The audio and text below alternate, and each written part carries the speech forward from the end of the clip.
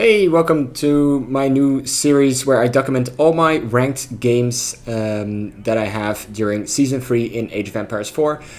I make these videos mostly as a self-documentary thing, but I also wanted to share them with people who are maybe in the same position as I am. You know, you're playing Metal Leagues, and all the games on YouTube are always like, you know, here's a Conqueror guy, here's Platinum, whatever, and it's fun, and you can definitely learn from those people. But I want to show you the playing versus real players that you're most likely going to encounter on the ladder.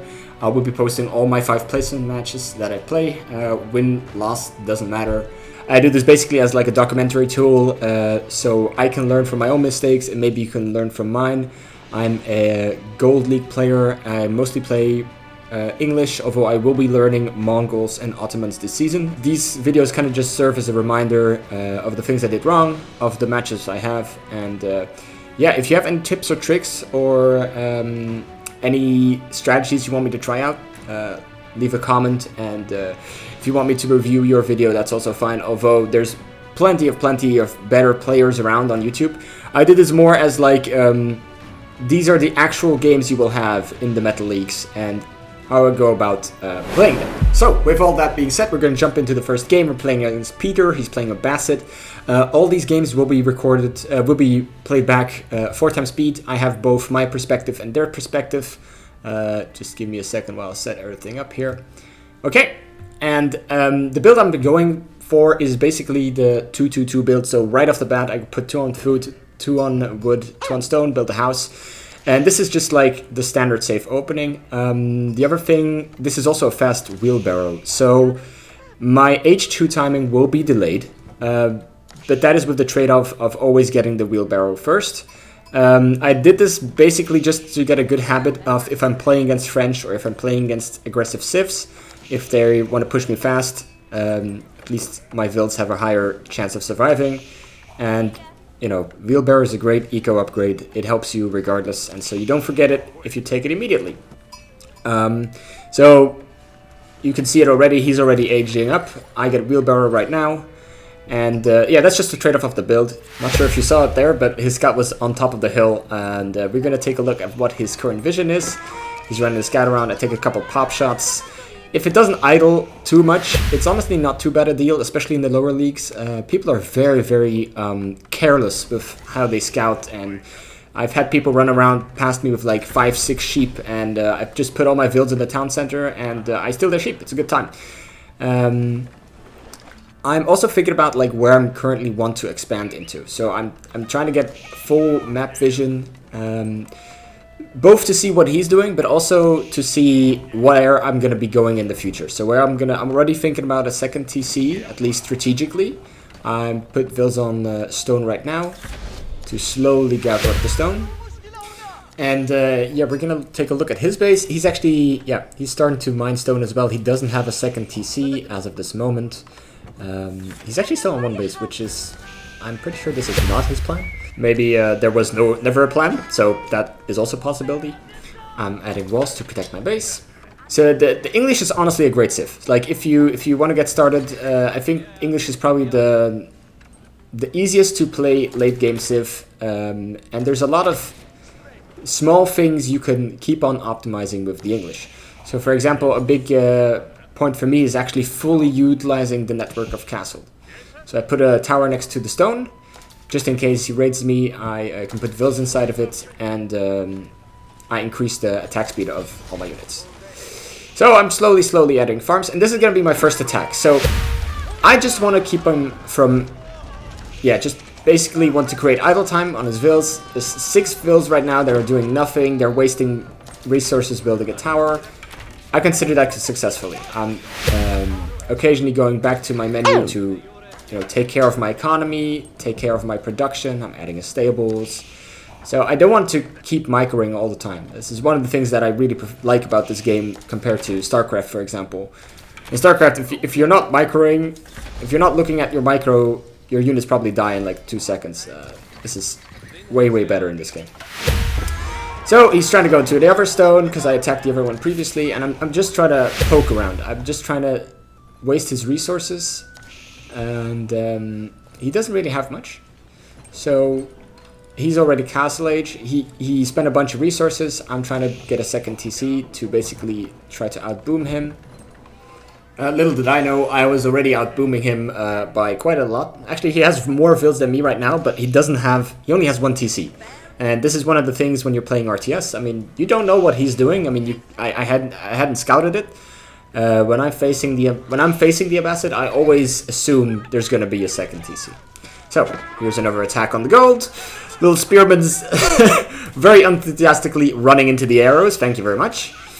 And I'm just trying to deny his vision. I'm trying to keep my base up. I'm also aging up with the King's Palace, and I'm going to put it on gold and stone.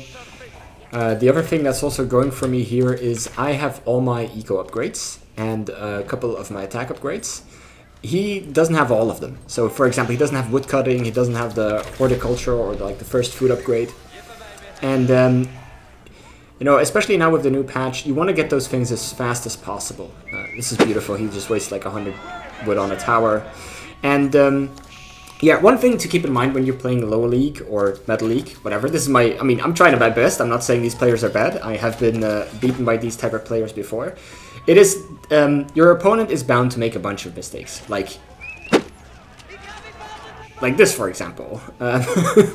And you just want to keep on pressuring them in order for them to make more mistakes. And right now, I mean, the worker kills, the army is, for him, is basically non-existent. I mean, he has like 4 units running around. There's a ram in his base.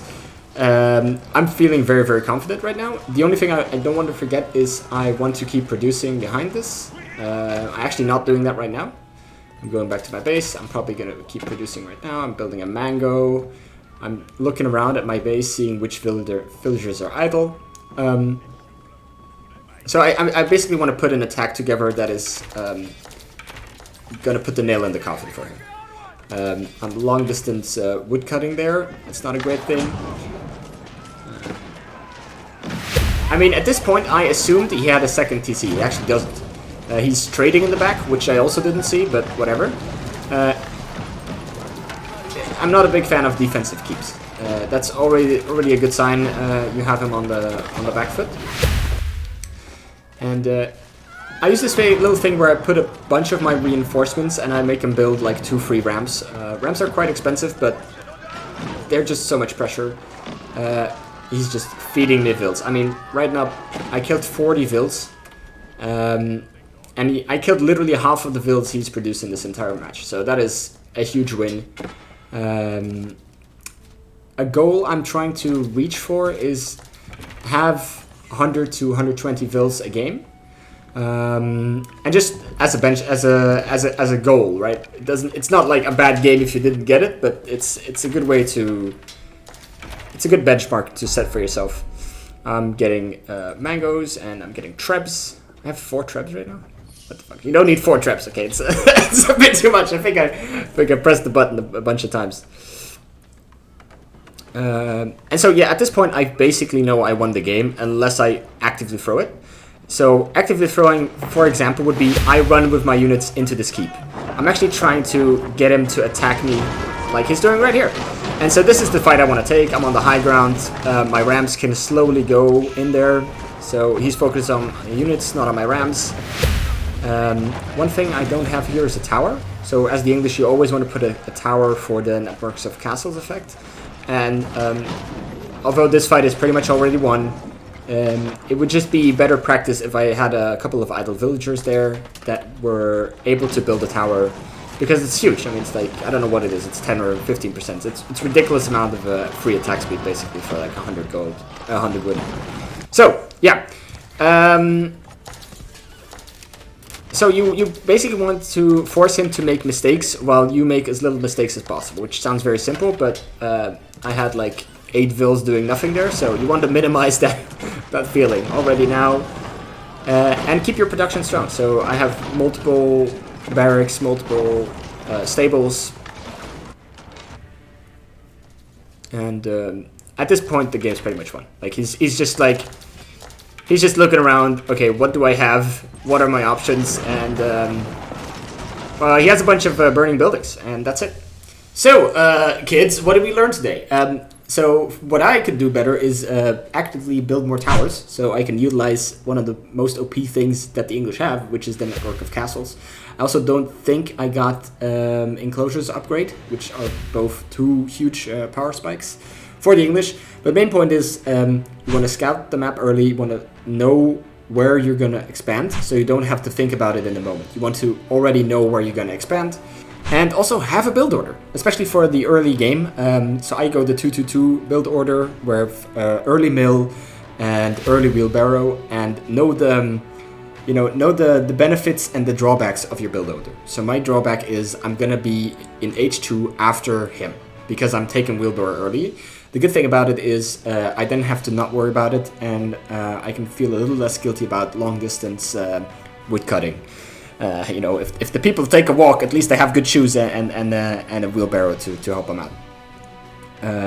And so yeah, I make these videos mostly as a self-documentary thing, but I also wanted to share them with people who are maybe in the same position as I am. You're playing Metal Leagues, and all the games on YouTube are always like, here's a conqueror guy, here's platinum, whatever, and it's fun, and you can definitely learn from those people. But I want to show you the playing versus real players that you're most likely going to encounter on the ladder. I will be posting all my 5 placement matches that I play. Win, loss, doesn't matter. And if you guys have any more feedback, please, I want to make this as enjoyable for you guys as well. And yeah, see you next time, and good luck in the fields of history.